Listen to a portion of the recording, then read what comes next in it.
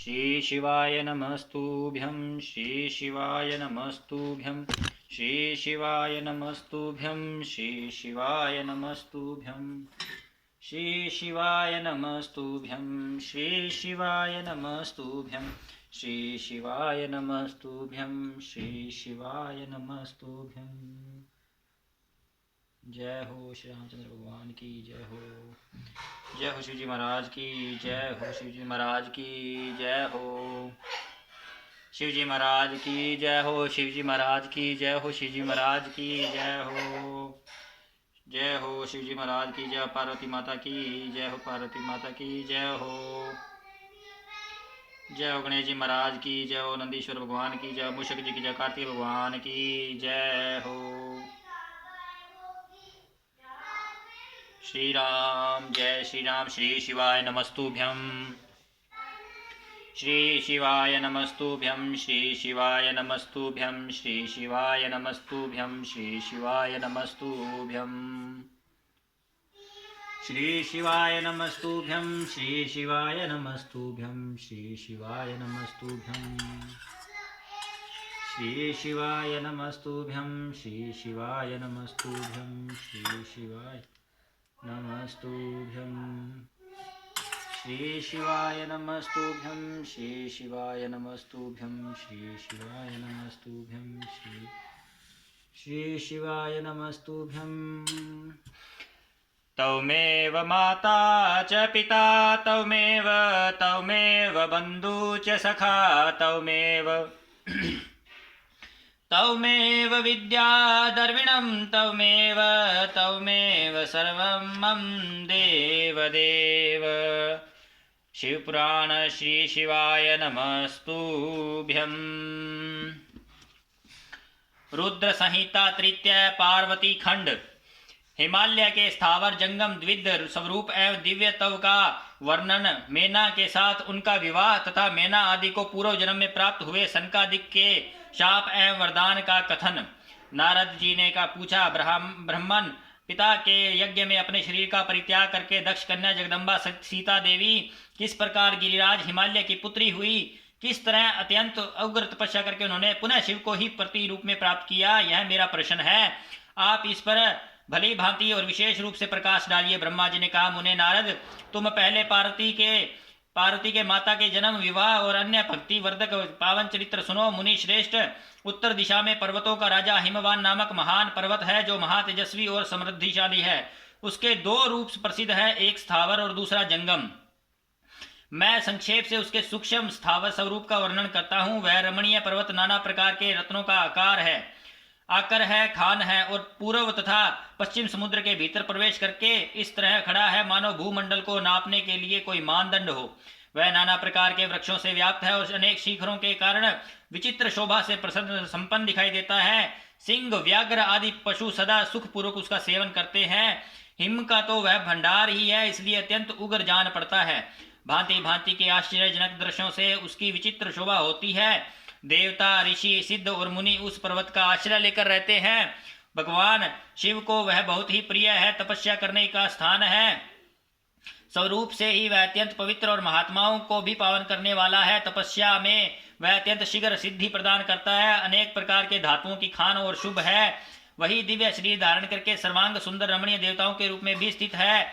भगवान विष्णु का अविकृत अंश है, इसलिए वह शैलराज साधु संतों को अधिक प्रिय है। एक समय गिरिवर हिमवान ने अपनी कुल परंपरा की स्थिति और धर्म की वृद्धि के लिए देवताओं तथा पितरों का हित करने की अभिलाषा से अपना विवाह करने की इच्छा की।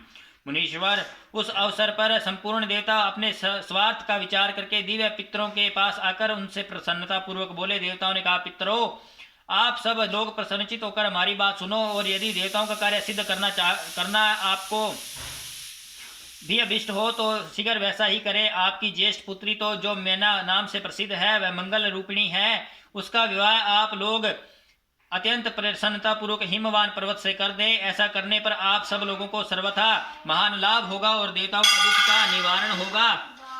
का निवारण होगा और पग पर होता रहेगा। देवताओं की यह बात सुनकर पितरों ने परस्पर विचार करके स्वीकृति दे दी और अपनी पुत्री मेना को विधि पूर्वक हिमालय के हाथ में दे दिया। उस परम मंगलमय विवाह में बड़ा उत्सव मनाया गया। मुनीश्वर नारद मेना के साथ हिमालय के शुभ विवाह का यह सुखद प्रसंग मैंने तुमसे प्रसन्नता पूर्वक कहा। अब और क्या सुनना चाहते हो? नारद जी ने पूछा, विद्वान अब आदर पूर्वक मेरे सामने मेना की उत्पत्ति का वर्णन कीजिए। उसे किस प्रकार शाप प्राप्त हुआ था यह कहिए और मेरे संदेह का निवारण कीजिए। ब्रह्मा जी बोले, मुने, मैंने अपने दक्ष नामक जिस पुत्र की पहले चर्चा की है उनकी 60 कन्याएं हुई थी जो सृष्टि की उत्पत्ति का कारण बनी। नारद, दक्ष ने कश्यप आदि श्रेष्ठ मुनियों के साथ उनका विवाह कर दिया और किया था। यह सब वृतांत तो तुम्हें विदित ही है। तो अब तुम प्रस्तुत विषय को सुनो। उन कन्याओं को श्री शिवाय नमस्तुभ्यम। उन कन्याओं में एक स्वधा नाम की कन्या थी जिसका विवाह उन्होंने पितरों के साथ किया। स्वधा की 3 पुत्रियां थी जो सौभाग्य शालिनी तथा धर्म की मूर्ति थी। उनमें से ज्येष्ठ पुत्री का नाम मेना था। मंजली धन्या के नाम से प्रसिद्ध थी और सबसे छोटी कन्या का नाम कलावती था। ये सारी कन्याएं पितरों की मानसी पुत्रियां थी। उनके मन से प्रकट हुई थी। इनका जन्म किसी माता के गर्भ से नहीं हुआ था, अतः ये अयोनिजा थी। केवल लोक व्यवहार से स्वधा की पुत्री मानी जाती थी। इनके सुंदर नामों का कीर्तन करके मनुष्य संपूर्ण अभिष्ट को प्राप्त कर लेता है। ये सदा संपूर्ण जगत की वंदनीय लोक माताएं हैं और उत्तम अभ्युदय से सुशोभित रहती है। सब की सब परम योगिनी, ज्ञान विधि तथा तीनों लोकों में सर्वत्र जा सकने वाली मुनीश्वर। एक समय वे तीनों बहनें भगवान विष्णु के निवास स्थान पर श्वेत द्वीप में उनका दर्शन करने के लिए गई। भगवान विष्णु को प्रणाम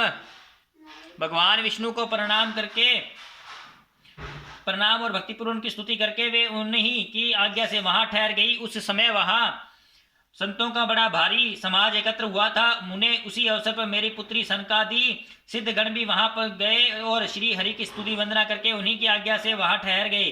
सनकादि मुनि देवताओं के आदि पुरुष और संपूर्ण लोकों में वंदित हैं। वे जब वहां आकर खड़े हुए उस समय श्वेत द्वीप के सब लोग उन्हें देख प्रणाम करते हुए उठकर खड़े हो गए, परंतु ये तीनों बहनें उन्हें देखकर भी वहां नहीं उठी। इससे सनत कुमार ने उनको मर्यादा रक्षार्थ उन्हें स्वर्ग से दूर होकर नर स्त्री बनने का शाप दे दिया। फिर उनके प्रार्थना करने पर वे प्रसन्न हो गए और बोले। सनत कुमार ने कहा, पितरों की तीनों कन्याओं, तुम प्रसन्नचित होकर मेरी बात सुनो। यह तुम्हारे शोक का नाश करने वाली है और सदा ही तुम्हें सुख देने वाली है। तुम में से जो ज्येष्ठ है वह भगवान विष्णु की अंशभूत हिमालय गिरी की पत्नी हो। उससे जो कन्या होगी वह पार्वती के नाम से विख्यात होगी। पितरों की दूसरी प्रिय कन्या योगिनी धन्या राजा जनक की पत्नी होगी और उसकी कन्या रूप में महालक्ष्मी जी अवतरण होंगी जिनका नाम सीता होगा। इसी प्रकार पितरों की छोटी पुत्री कलावती द्वापर के अंतिम भाग में वर्ष भानु वैश्य की पत्नी होगी और उसकी प्रिय पुत्री राधा के नाम से विख्यात होगी। योगिनी मेनका पार्वती जी के वरदान से अपने पति के साथ उसी शरीर से कैलाश नामक परम पद को प्राप्त हो जाएगी। धन्य तथा उनके पति जनक कुल में उत्पन्न हुए जीवन मुक्त महायोगी राजा सिरध्वज लक्ष्मी स्वरूपा सीता के प्रभाव से वैकुंठ धाम में जाएंगे। वर्ष भानु के साथ वैवाहिक मंगल करते संपन्न होने के कारण जीवन मुक्त योगिनी कलावती भी अपनी कन्या राधा के साथ गोलोक धाम में जाएगी, इसमें संशय नहीं है। विपत्ति में पड़े बिना कहीं किनकी महिमा प्रकट होती है। उत्तम कार्य करने वाले पुण्यात्मा पुरुषों को संकट जब टल जाता है तब उन्हें दुर्लभ सुख की प्राप्ति होती है।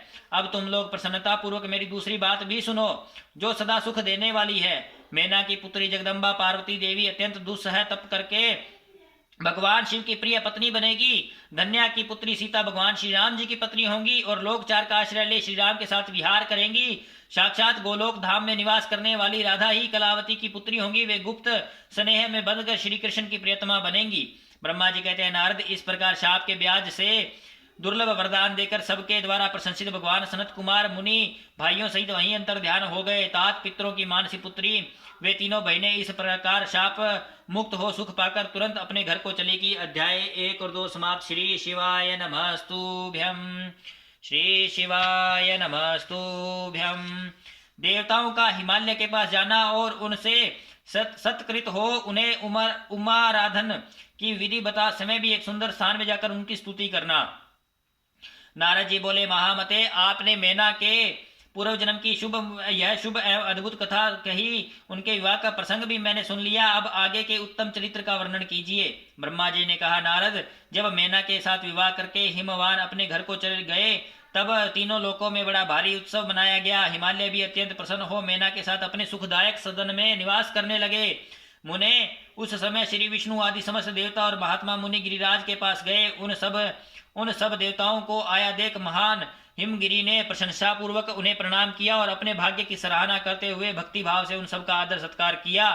हाथ जोड़ मस्तक झुकाकर वे बड़े प्रेम से स्तुति करने को उद्यत हुए। शैलराज के शरीर में महान रोमांच हो आया, उनके नेत्रों से प्रेम के आंसू बहने लगे।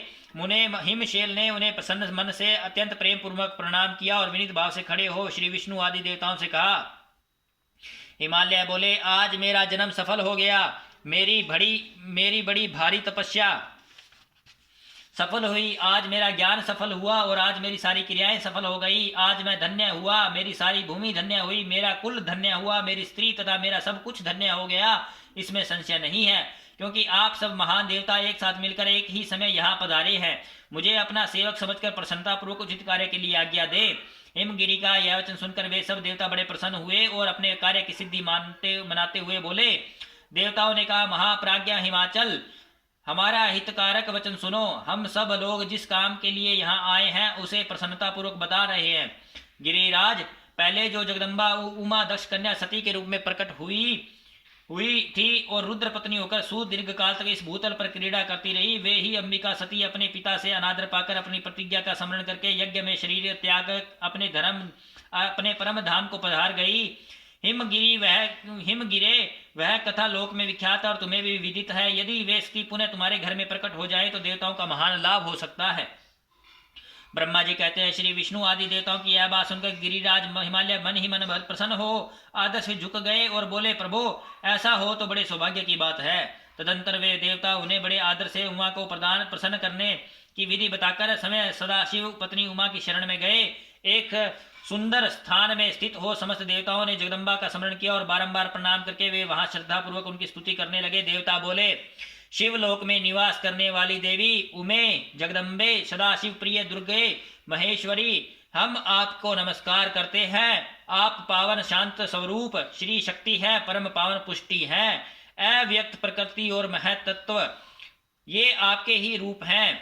हम भक्ति पूर्वक आपको नमस्कार करते हैं। आप कल्याणमयी शिवा हैं, आपके हाथ भी कल्याणकारी हैं। आप शुद्ध, स्थूल, सूक्ष्म और सबका परम आश्रय हैं। अंतर विद्या और सुविद्या से अत्यंत प्रसन्न रहने वाली आप देवी को हम प्रणाम करते हैं।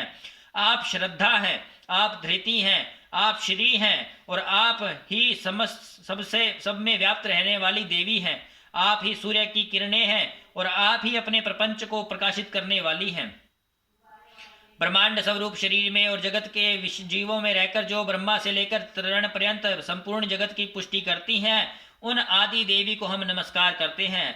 आप ही वेद माता गायत्री है, आप ही सावित्री हैं और सरस्वती हैं। आप ही संपूर्ण जगत के लिए वार्ता नामक व्रती हैं और आप ही धर्म स्वरूपा वेद त्रयी हैं।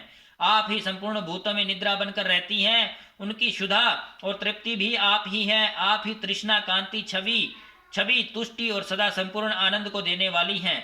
आप ही पुण्यकर्ताओं के यहाँ लक्ष्मी बनकर रहती हैं और आप ही पापियों के घर सदा ज्येष्ठा, लक्ष्मी की बड़ी बहन दरिद्रता के रूप में वास करती हैं। आप ही संपूर्ण जगत की शांति हैं। आप ही धारण करने वाली धात्री तथा प्राणों का पोषण करने वाली शक्ति हैं। आप ही पांचों भूतों के सार तत्वों को प्रकट करने वाली तत्व स्वरूपा है।